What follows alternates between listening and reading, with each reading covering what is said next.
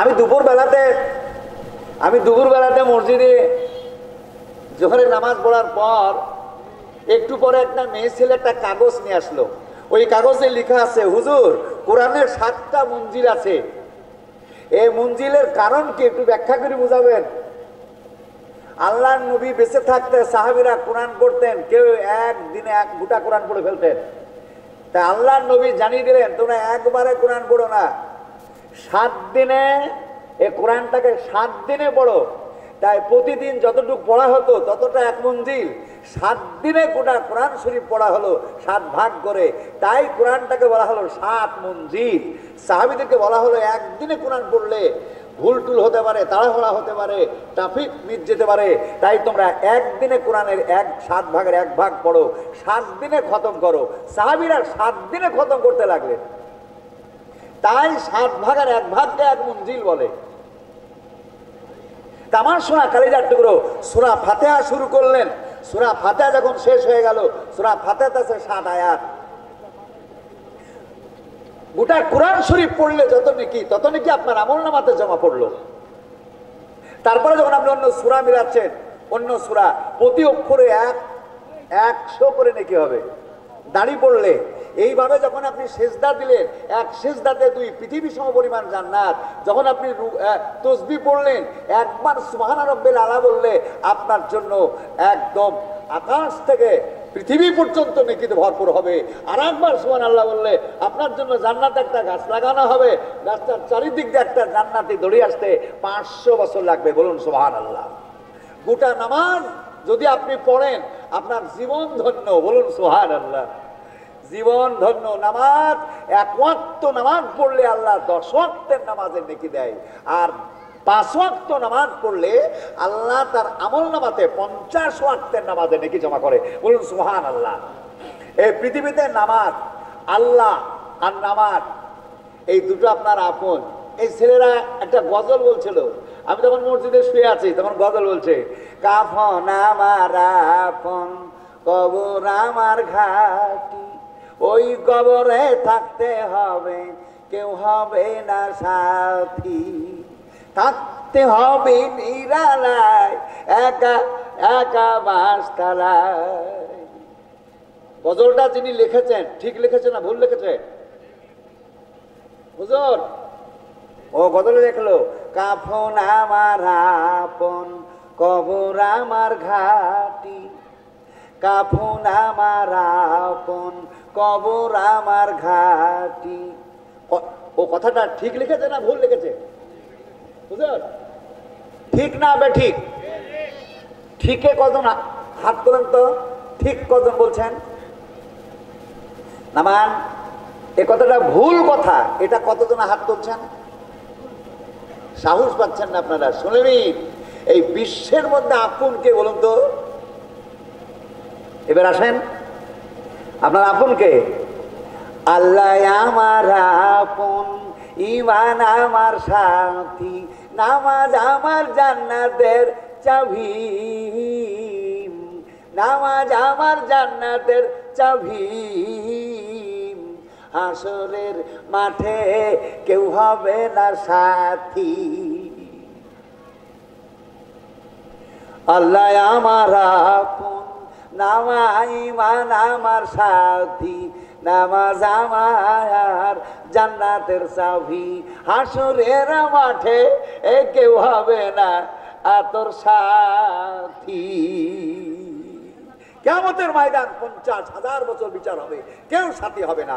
আর আল্লাহ আপনার আপন, পৃথিবীতে আল্লাহ আপন, কাফন আপনার সাথী আপন। আরে কাফন তো দিল 2 দিনে 25 শেষ হবে, কাফন থাকবে, কিন্তু আল্লাহ আপনার থেকে গেল। আল্লাহ আপনার আপন, আল্লাহ আপনার দিনে রাতে দুপুরের সব সময়তে আপনার আল্লাহ। আপনার যত বিপদ আল্লাহ আপনার। কেউ বলবে স্ত্রী আমার আপন, বউটাই আমার আপন, দুনিয়ায় আমার সাথী। আরে পাগলা, কত লোকের বউ, কত লোক জবাই করে, বউ স্বামীকে ঠিক বউ পালিয়ে যায়, যায় না? যায় না? প্রচুর স্ত্রী আছে তার স্বামীকে জবাই করে, বউ আপন। কেউ যদি বলে দুনিয়ায় আমার আপন, কত বড় গাধা! এই পকেটে টাকা আছে না, এই টাকার জন্য ডাকাত হিসেবে আপনার বুকে ছুরি মারবে।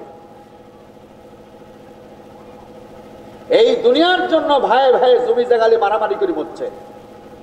দুনিয়া আপন, পৃথিবীর কেউ আপন না, এক আপন হচ্ছে আল্লাহ। অ্যান্সার কি? বিশ্বের মধ্যে আপন কে? আল্লাহ। সাথী কে? ঈমান। আপনার জান্নাতের চাবি কি? নামাজ। যার নামাজ নাই সে জান্নাত পাবে না। কোরআন কারীম বলল, ফাদখুলি ফি ইবাদি ওয়াদখুলি জান্নাতি। যারা ইবাদ নামাজ পড়বে তারা জান্নাতে যাবে। যে নামাজ পড়বে না, এক কথা, যে নামাজ পড়বে না সে জান্নাত পাবে না। এই নামাজ আপনি মসজিদে পড়ছেন, বাপ কালেজার টুকরো শোনাচ্ছেন। আমি আর একটা প্রশ্ন করবো আপনাদের, প্রশ্নের আনসার আপনারা দিতে পারছেন না, আমি বড় দুঃখিত। জান্নাতে যাবেন কিসে? আল্লাহ বলল, আয় এই বান্দা আয়, জান্নাতে আয়, ডাকলো। জান্নাতটা কোথায় বলেছিলাম? উত্তর দিলেন না যে। জান্নাত কোথায়? আপনাকে ডাকছে জান্নাতের দিকে, আপনি তো যাবেন, তো জান্নাত কোথায়? কোথায় যাবেন আপনি? শুনে নিন, এটা 7 আকাশ। এই 7 আকাশ বিশাল, এর ব্যাখ্যা করতে গেলে আমার 100 বছর লাগবে। এই আকাশের ব্যাখ্যা করতে গেলে 100 বছর লাগবে। যারা আমার অন্যান্য দিন বক্তব্য শুনেছেন আশেপাশে, তারা এগুলা পেয়েছেন। আমি মহাকাশ নিয়ে অনেক আলোচনা করেছি। আমার চ্যানেল আছে, ইউটিউব চ্যানেল আছে, চ্যানেলটা আপনারা শুনবেন। চ্যানেলটার নাম হলো মৌলানা জালালউদ্দিন অফিসিয়াল, অথবা আপনি যদি বলেন মৌলানা জালালউদ্দিন জেহাদি সাহেব, সঙ্গে সঙ্গে বেরিয়ে আসবে। শুনবেন, এই আকাশ এত উঁচু, 7 আকাশ, সামাদিন তিবাক, 7 আকাশ। এরপরে আর একটা স্তর আছে, সিদরাতুল মুনতাহা। 7 আকাশ যত বড় উঁচু, সিদরাতুল মুনতাহা তত বড় উঁচু। এই সিদরাতুল মুনতাহার কাছে জিবরাইল গিয়ে আল্লাহ নবীকে বললো, হে রাসূল, আমি আর যেতে পারবো না, আগার এক সার মে এবার তার পারাম ফুরুগে তাজল্লি বাসুদার পারাম, আপনি এখন যান, আমি আর যেতে পারবো না।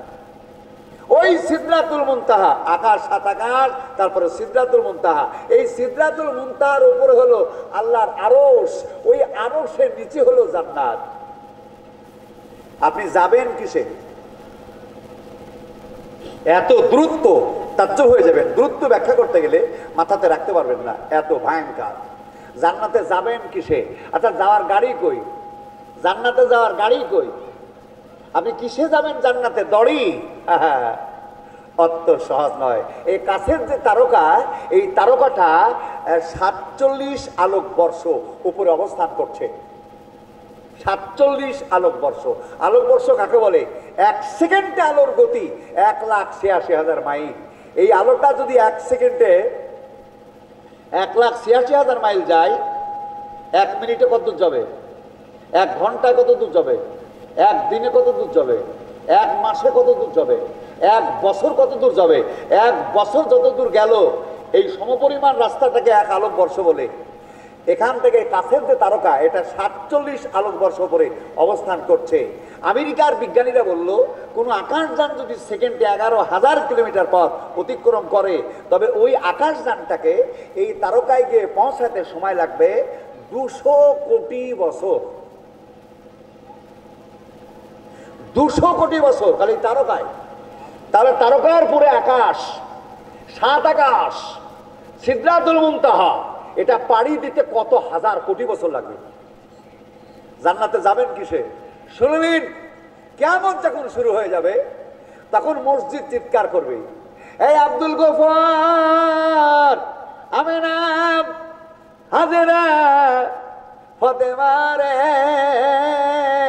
মসজিদের আযান শোনে যারা নামাজ পড়েছো, মসজিদে যারা নামাজ পড়েছো, তারা এসো আমার পেটের মধ্যে প্রবেশ করো, আমি তোমাদেরকে নিয়ে জান্নাতে যাব।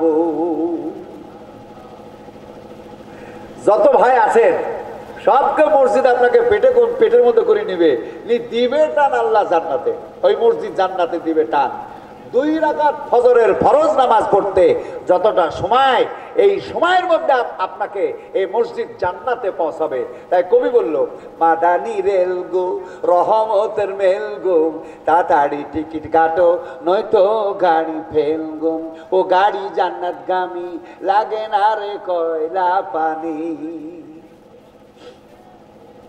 মাদানি রেল রে রহমতের মেল রে, তাড়াতাড়ি টিকিট কাটো নয়তো গাড়ি ফেল রে, এ গাড়ি জান্নাতগামী লাগে না রে কয়লা পানি। কালেমা ধোঁয়া ছাড়ে আজান ও তার সিটি মারে। যখন ট্রেন ছাড়ে, ট্রেন যখন ছাড়ে না,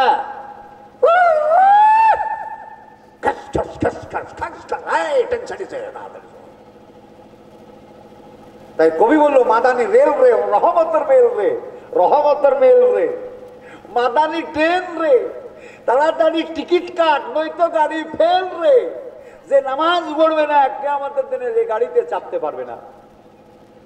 এই মসজিদ বেনামাজিকে পেটে নিবে না, যার নামাজ আছে তাকে পেটে নিবে আর টান দিবে জান্নাতে। তাই বলে মাদানি রেল রে রহমতের মেল রে, তাড়াতাড়ি টিকিট কাটো নয়তো গাড়ি ফেল রে। টিকিট কাটো মানে নামাজ পড়ো, আর নয়তো গাড়ি ফেল রে, গাড়ি ধরতে পারবে না।